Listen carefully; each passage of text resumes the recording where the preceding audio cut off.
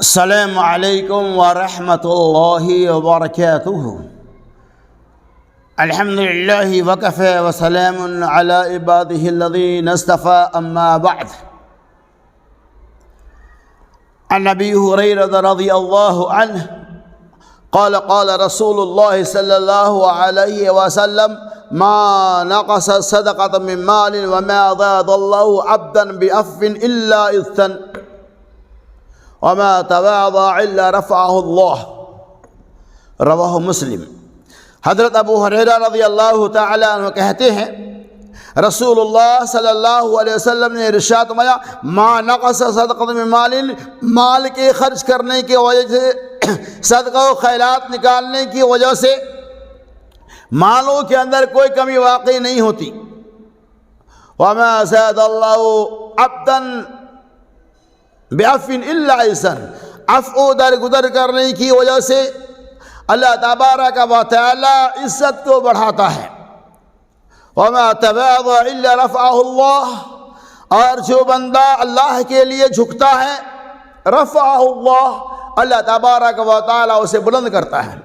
اس حدیث پاک کے اندر اللہ کے نبی صلی اللہ علیہ وسلم نے یہ پیغام دیا کہ ما نقص صدقۃ من مال، کہ اللہ کے راستے میں مال خرچ کرنے کی وجہ سے مالوں کے اندر کمی واقع نہیں ہوتی، صدقہ و خیرات کے نکالنے کی وجہ سے مال میں کمی نہیں ہوتی۔ عام طور پہ یہ تصورات توہمات اور یہ خیالات ہیں، یا یہ بات دیکھنے کو اور سننے کو ملتی ہے کہ مال خرچ کرنے کی وجہ سے مال میں کمی نہیں۔ اللہ کے نام پر، اللہ کے لیے آپ جو مال خرچ کریں گے، نبی صلی اللہ علیہ وسلم ما نقص صدقۃ من مال، مال کے خرچ کرنے کی وجہ سے تمہارے مالوں کے اندر کمی واقع نہیں ہوگی۔ یعنی اللہ کے راستے میں خرچ کرو، اللہ اور بڑھا چڑھا کر دے گا۔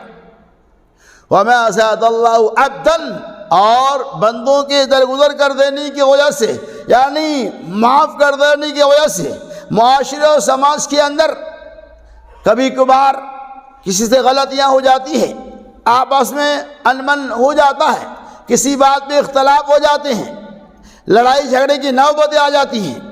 رسول اللہ صلی اللہ علیہ وسلم کہ اگر آپ کسی کی غلطی کو درگزر کر دیتے ہیں، معاف کر دیتے ہیں، الا عزا، عفو درگزر کرنے کی وجہ سے اللہ تبارک و تعالی آپ کی شان اور آپ کے مقام کو بڑھاتا ہے، آپ کی عزت کو بڑھاتا ہے۔ لہذا اگر کبھی کسی سے کوئی غلطی ہو جائے تو ہم اللہ کے لیے اسے نظر انداز کر دیں، اللہ کی رضا کے لیے معاف کر دیں۔ آپ اللہ کے لیے معاف کریں گے، اللہ تبارک و تعالیٰ آپ کے مقام کو بلند کرے گا۔